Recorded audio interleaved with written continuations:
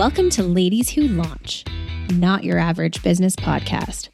Dropping every other Wednesday, Alyssa and Dakota are two successful and opinionated marketing entrepreneurs engaging in insightful conversations with industry thought leaders, as well as casual conversations surrounding our lives as entrepreneurs.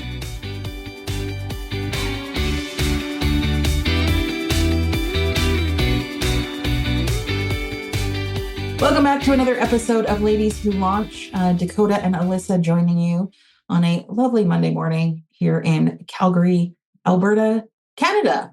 And it's springtime, so Dakota and I are in very good moods today. Thank God. Right? Seriously. Except, can we just talk about daylight savings time for a minute? Oh, yeah. It sucks. Yeah. So I feel like the sun was starting to rise at 7 a.m. and now it's at 8 again. And it's like, okay, sure, we get an extra hour on the end for it to be light out at night. But the whole waking up in the dark, I'm over it. Yeah, it does suck. I will say that. It is weird. And that's why people who are big are proponents of being on daylight saving for year round. I'm like, no, because in the winter, the sun wouldn't come up till like 10 or 9:30 or whatever it is. I'm like, no, I don't want that. Terrible.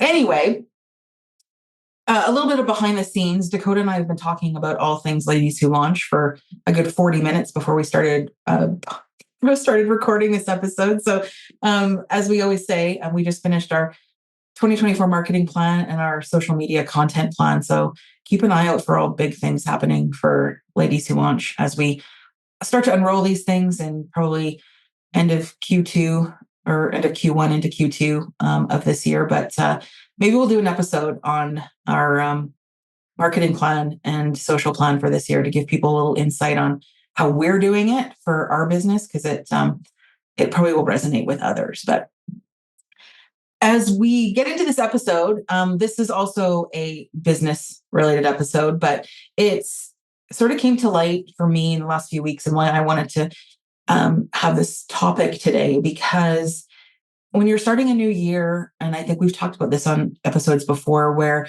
you sometimes have some difficult conversations with clients that are maybe not aligning with your values or not providing you the compensation that's required for the work that you're doing for them now. And sometimes the relationships sometimes just need to come to an end, and you lose some clients maybe coming into a new year, and you're sitting there like, oh, I've lost 3 clients and that's X amount of revenue.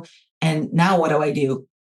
And if you're like Dakota and I, you suck at selling yourself. And you have relied on word of mouth business for most of your time in business, because you've done good work for other people and they will recommend you. But sometimes that word of mouth stuff doesn't come in a fell swoop. And so you're kind of stuck in this limbo where it's like, okay, I have to make back some of this revenue that I've lost because I've had to remove clients. So that's what we're going to talk about today in terms of the conversations around losing clients and revenue, and how to pitch for more work, but not just any work that aligns with your vision and values for your business and what that looks like. So I think so you don't get into the habit of the scarcity mentality that you will take any work that's presented to you, and that you cogently, that's not the right word, but direct your efforts to pitching for clients and work that matters to you and that you know will actually benefit your business more than just taking any work that comes your way. So I know Dakota has some story from this year. I know she's lost some clients this year. So maybe we can just start talking about that first, and the first thoughts that go through your mind when you have to let some clients go. Yeah, you bet. Before I dive into that, I do want to say that something else that I think a lot of business owners aren't super fabulous at sometimes, because it's scary for them to have to look inside their business and see the places where they have to make adjustments and quantify their sales. The very first thing you should be doing at the beginning or end of every single year is creating a sales forecast for your following year. And the reason why this is so important and why it shouldn't be scary to you is because it helps you to identify the service areas that are resonating and selling the most. And it helps you to understand the gap that you're filling in the market, as well as what clients are actually hiring you for, which then gives you power to understand what you should and should not be amplifying into the following year. So for instance, if you unrolled a new product in 2023 that fell flat, but your bread and butter offering continued to kick ass, well, what do you think you're going to roll with in 2024? But let's say that that bread and butter product is killing your soul and you really hate doing it. How do you take that product and make adjustments to it so that you're enjoying doing it again and you're trying to attract the right clients? That's why it's important to do up a business plan and make a sales forecast for every single year. If you don't do that, what will end up happening is you will have to take clients out of scarcity mindset to pay your bills. And you'll end up burnt out, exhausted, and unfulfilled, as if you are not doing the purpose that you set out to do within your business. And this is probably what's happened to Alyssa and I a few times, not because we don't do sales forecasts or make business plans every year, but because, well, for me anyway, I'm a bit of a people pleaser. And sometimes I'll get into situations where I am enjoying working with a client so much so that I take on shit that they need that I don't want to do.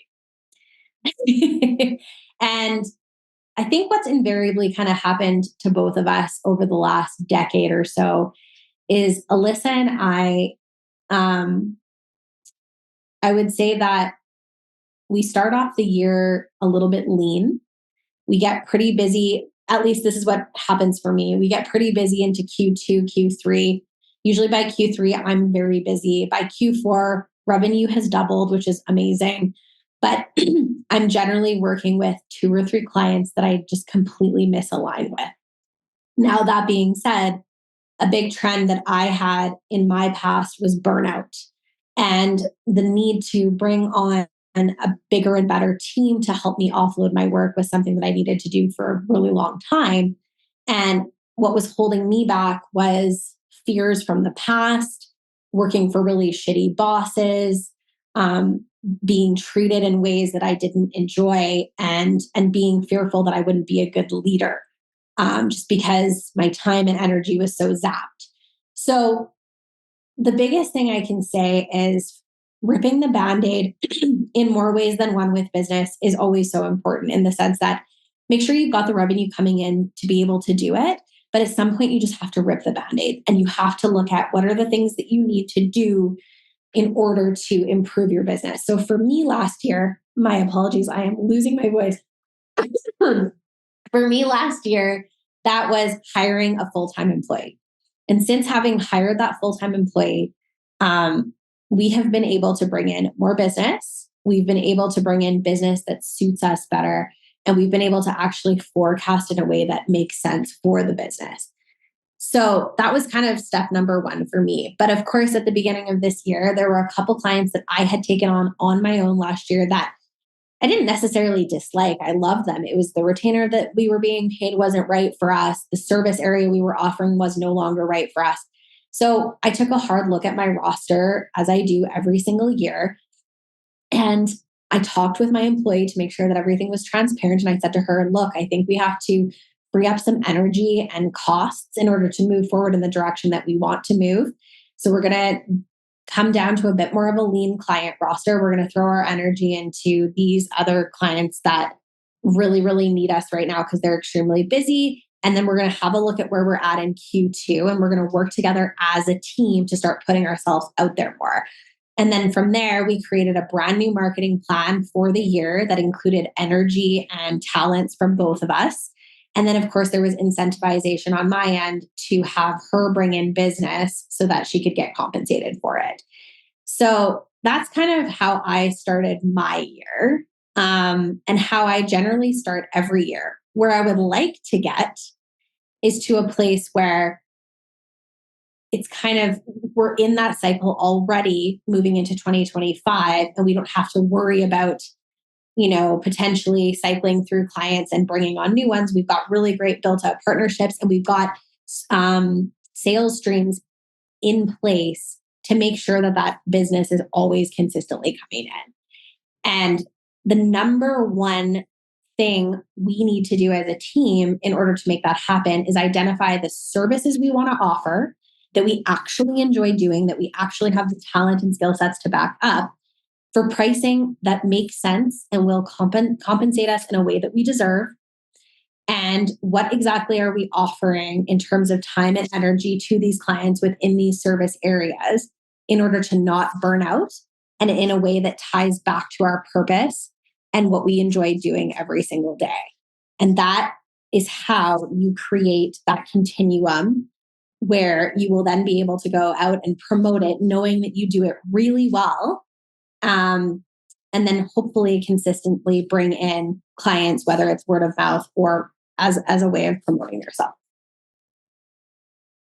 Yeah, that's really good. And I think what's good about how we're going to talk about this is that how Dakota sets up her business is very different than mine, in the fact that my business, Dakota has a different vision for her business in terms of wanting to be a larger entity and bringing in more clients and more work and whatever, sort of a not a traditional agency model, but having a roster that's large enough, working with multiple different things. Whereas I have no interest in having staff or having a larger roster than I can manage. So my business is set up different in the fact that I'm very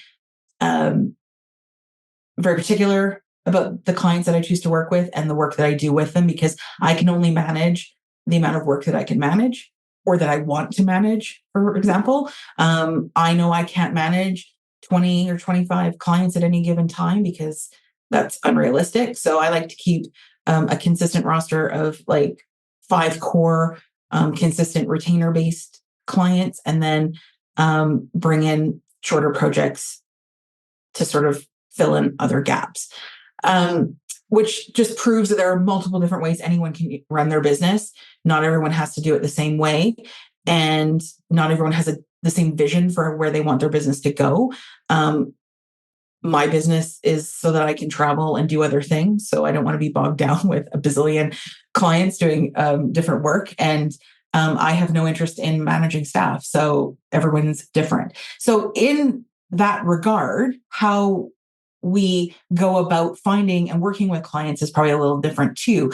But this kind of gives people an idea. Like if you're in a situation and you've done what Dakota said and you kind of do an analysis or an audit your year end in terms of clients that aren't the right fit anymore for various different reasons, or sometimes it's the opposite and sometimes you're not the right fit for a client. And it's not always about us. Sometimes it's the client is like, I need something different. And that's totally fine too. Relationships are the way they are. Now you're at the point of like, okay, now I need to go find new business. And what does that look like? And I think before doing that, and sort of reiterating what Dakota said, is you have to determine what your business is and what you and your business want to be doing, and the types of work that you value and the types of sectors that you value or don't value or whatever. And I say this all the time, but as a vegetarian, I couldn't bring on like the Canadian Cattlemen's Association as a client. Not that there's anything wrong with the Canadian Cattlemen's Association. I'm sure they're awesome, but I don't eat meat. So having me as a PR person would not be beneficial to them, because I don't have any relationship to understanding meat or cows or any of it. And for me, it just doesn't align as a value. So that is not an area that I would present myself to pitch to. And I'm sure everyone has their own personal values. I'm the same with the energy sector. I've lived in Calgary for a long time, but I have never made a single penny in the energy sector in Calgary. And not that I'm saying that you can't do that or you shouldn't, but for me, it doesn't align with my values. So I don't pitch work to oil and gas companies. It is what it is. Other people do, and that's great because they fit that niche, and there's people who work in that. So that's sort of the first step, is figuring out your value proposition as a business. What makes you unique? What sets you apart? than any other agency or any other freelance writer or copywriter or social media person? Why are you different? And you should be able to determine those things, because if you can't, well, maybe you have to reassess your own business plan.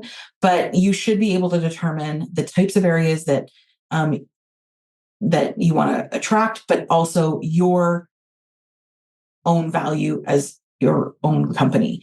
And that can be things like, say, you're very into social justice. So that would be something that sets you apart. If you're very vocal online about your social justice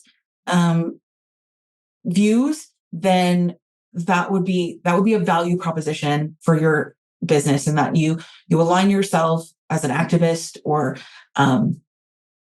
in politics or for various different reasons, for various different groups, and that's a value to you. So that sets you apart from other agencies or other businesses that maybe they don't publicly consider themselves an activist. So you have to think of what sets you apart, because quite honestly, there's 8 bazillion PR firms, there's 8 bazillion social media firms, there's 8 bazillion copywriters, but there's work for everyone. You just have to figure out where you fit in that. And that's your value proposition. And yes, that sounds very corporate-y, but every company, no matter if you're 1 person or 5,000, needs a value proposition. So sort that out. It's basically needs to be specific, it needs to be relevant, and it needs to be memorable, because that's what you are as a business. So those things need to be visible to the people that you are wanting to present your work to. Absolutely. I think Alyssa just nailed it. But yeah, I think just going back to purpose, I would say that's my number one kind of goal at this juncture in my life. I started a business 9 years ago out of a need for something that I thought would be able to pay the bills. And it was a great ride for a long time, but social media has evolved so much that it doesn't always align with the things that I want to be doing. And so my goal for 2024 is to transition my business into being able to continue the way that it has been, because it is something that we are good at. But what can my role look like that's different? And what can I be doing? What service offerings can I be offering in addition to what we already do with a bigger team, where I can be living my day to day in a way that I want to be living my day to day? And then how do I pitch that, and how do I monetize it? And how do I forecast for it, and how do I go after it is really the question. But exactly what Alyssa said, making sure that you understand your vision, your mission, your values. Those things are very important. Yes. And write them down. I think that's something that some of us small business owners sort of miss, is that we think about these things and we might put together a vision board or something on our iPad, but legitimately write them down. Like, what are your core values? What is your vision? What's your mission? What's your value proposition? And have them put them on a sticky note on your computer monitor. Like, just knowing that those are always there, so that you can be referring back to them. Because this then goes into the next step of how you're finding work or where those people are. So a lot of that is on research. And that's researching sectors, researching organizations that you're interested in. Maybe organizations you volunteered for, or that you have seen on Instagram that you like their work, or things like that. I have a friend who works in PR specifically in the tech sector. So she is a part of a lot of the startup groups in Calgary, whether that's through Platform, the tech incubator, or other networking groups, so that she is there to meet her potential clients at events, to pitch herself as a PR person for their startup. So that's how she does her sort of research, is direct action. But get online, visit companies' websites, visit their social media. You can read articles that they've been featured in. Like, even if you are just Googling their business name or this name of their executive leadership, those articles, videos, all of that will show up in that. And then there could be colleagues or people that you may have worked with previously that are now working for those companies. Do a direct reach out to anyone that you might know at a company or organization and sort of insert yourself in that way and tell them what you do and that you've seen that they're doing this, or that you've seen that they're going to be launching a new product or a new service, and that you are able to assist with that. This is what you can bring to the table, and this is who or what you've worked with in the past that aligns with that. Like, show them why you're the person that they need to bring on to assist in this project or this launch or whatever it is. And you'll be able to do that because you've already identified your value proposition and what sets you apart from anyone else who may be sending them an email to pitch for work on a specific project. Sorry, Alyssa, go ahead. No, I was just going to say, and then I'll get into what that email or what that pitch deck looks like on our next step. Absolutely. So the other thing that I was going to mention is if anybody is feeling lost about how to start a business, or they're just really not sure. Alyssa and I are here to help, and we do offer certain things that help business owners get started. So if you want to hop onto our Instagram at ladieswholaunchpod and visit either of our websites and send us a note, love to have a quick 30-minute chat with you about your business and help you maybe get things started.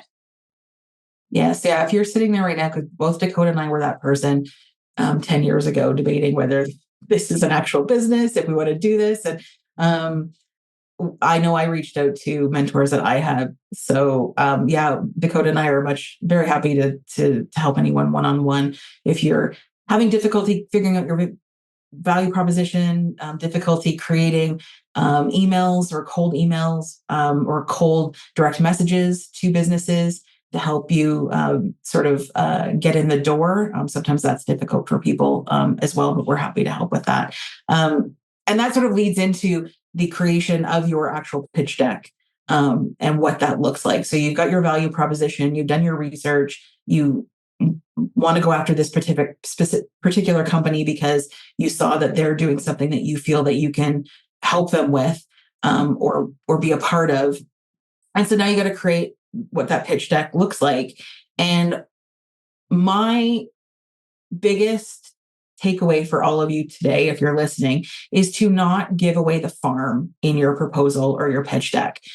This happens way too often where you're I don't want to say desperate, but you're very keen to work with a company or on a project, and that you end up giving away all of your intellectual capital in that proposal. You will tell them what you want to, what you're going to do, how you're going to do it, why X, Y, Z, and then they don't need you because you've just told them everything that they need to do to launch or to do this piece of work. So it's always very important not to give away everything in your proposal or your pitch deck. It's really there. You're providing this to them as information about you. It's, but by keeping the client's needs in mind as well. But it should basically highlight your skills and experience. Again, your unique value proposition, your unique selling features, and any relevant case studies or testimonials that you have that you've worked on in the past that would be relevant to this work.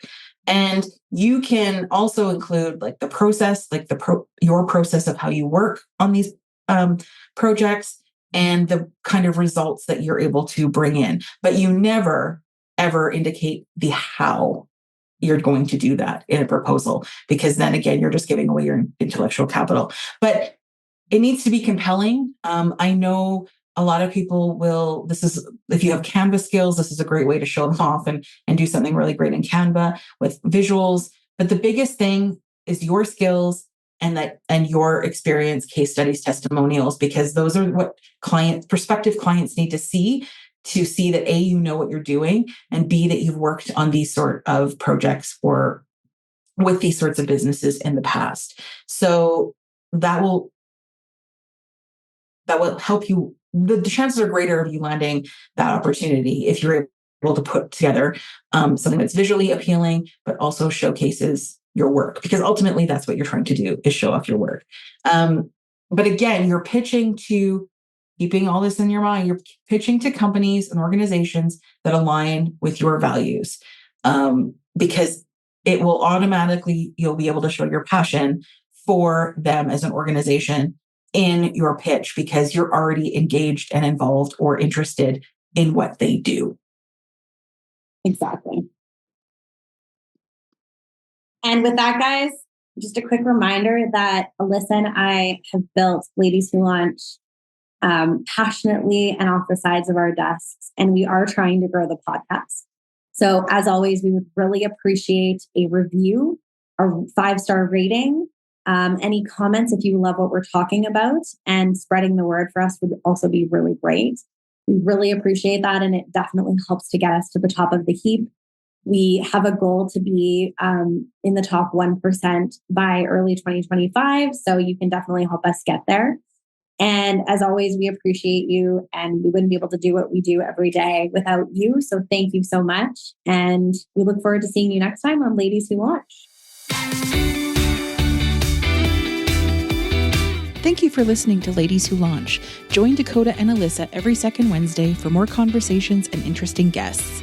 Be sure to give us a 5-star rating and connect with us on Facebook and Instagram. If you send us a question, we may answer it on a future episode.